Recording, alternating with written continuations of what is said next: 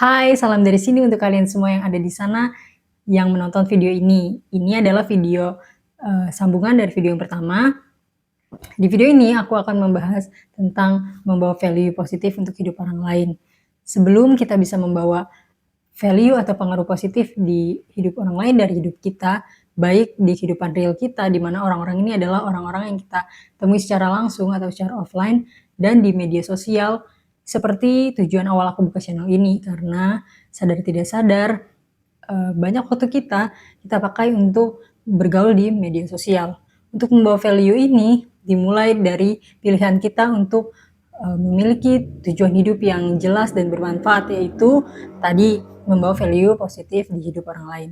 Apakah kita memilih untuk punya tujuan hidup tersebut, atau jangan-jangan kita selama ini gak ada tujuan, kita ikut-ikut arus aja, kita mengalir-mengalir aja.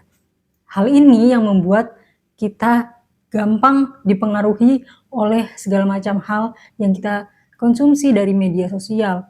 Sekalipun kita sudah memilah apa yang kita konsumsi dari media sosial akan selalu membawa dampak negatif.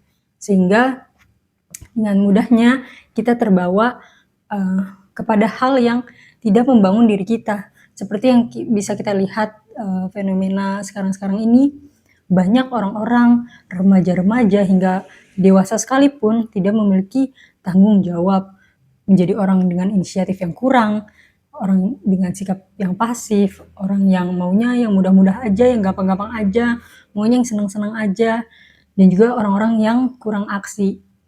Karena apa? Karena mereka tidak memilih untuk punya tujuan hidup yang jelas dan bermanfaat.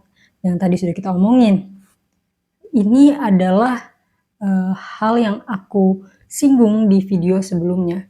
Jadi gimana kita bisa membawa value, bahkan memberikan pengaruh-pengaruh yang positif buat hidup orang lain.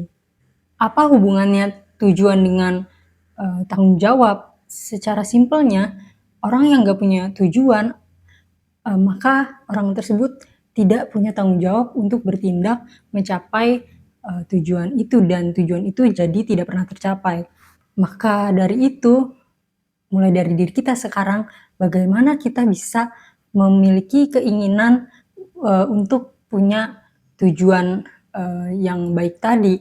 Ada ungkapan atau perkataan seperti hidup itu jangan terlalu serius. Kalau menurut aku, ini kita perlu hati-hati. Karena kalau ini kesannya sepele, tapi kalau kita menganggap itu sebagai suatu kebenaran, atau kita menganggap itu biasa aja, atau ya gak apa-apa, dan kita resapi di otak kita dan kita lakukan dalam kehidupan kita, maka hal ini yang akan menyulitkan kita untuk memiliki keinginan untuk punya tujuan hidup yang membawa value dan pengaruh positif tadi, karena kita sudah salah berpikir.